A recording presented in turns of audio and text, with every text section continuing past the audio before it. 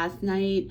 I just wanted to give a quick overview of what we went over. I know power was an issue for some people, and I know my lights kept flickering, so here we are.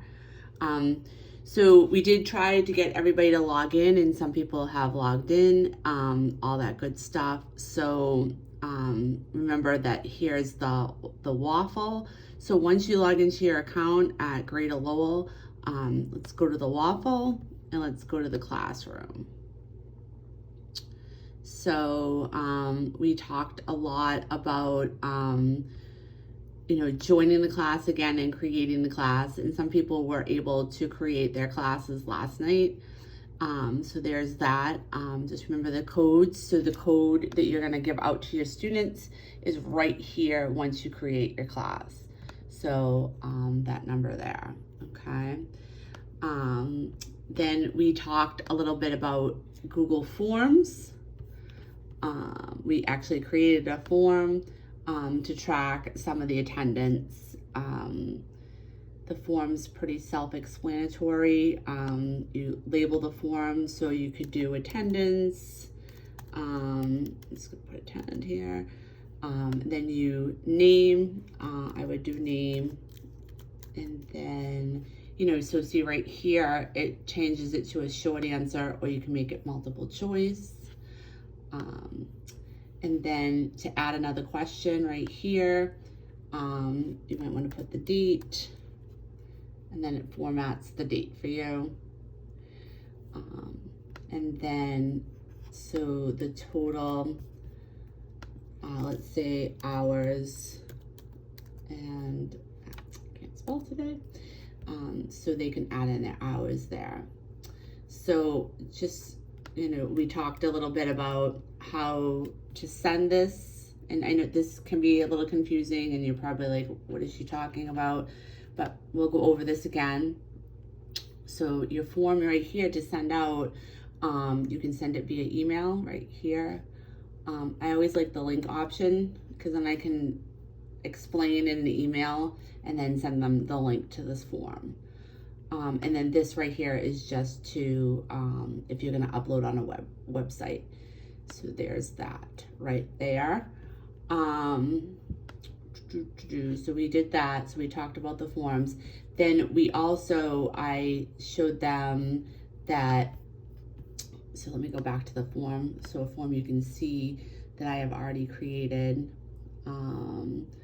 So, I make the kids type in class. So for me to keep track of their grades and their scores, and just a way of, seeing attendance too for a second time. Once everybody has completed the form, you have your responses. So this comes up right here. Only the person that has created the form, and you click on this little green button. Give it a minute, and it creates a spreadsheet. So I thought this would be a really good way for you guys to track your hours, to record for the state. So this is a very simple way. And like I said, don't get too crazy. We'll go over this again next week. It's just another way to, keep the attendance going. So we talked about that. We talked a lot about too, adding assignments into the classroom. So, remember your 4 little tabs up here. If you want to create an assignment, we talked too about just having a question up there. Have them answer a question, and you can create the questions right there. You can do a quiz assignment, and then you can post all of your material that you need to post up there. So we talked a lot about that. So creating the assignments and going through that.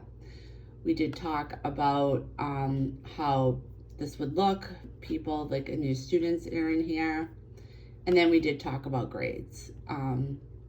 So I think it's still, when you're creating your assignment in your classwork, whether it be a worksheet or not, I would still leave these points in so that, you know, it's just another way for you to check attendance, make sure they're doing the work, and all that good stuff.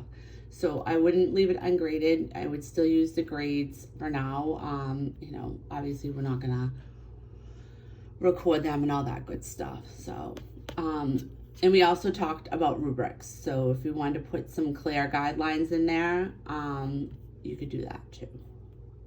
So that's pretty much what we talked about last night. I'm hoping that some people create their classes this week in here, and then I know that you guys will have more questions. So let's hope that everybody gets logged in and we can go from there. Thanks.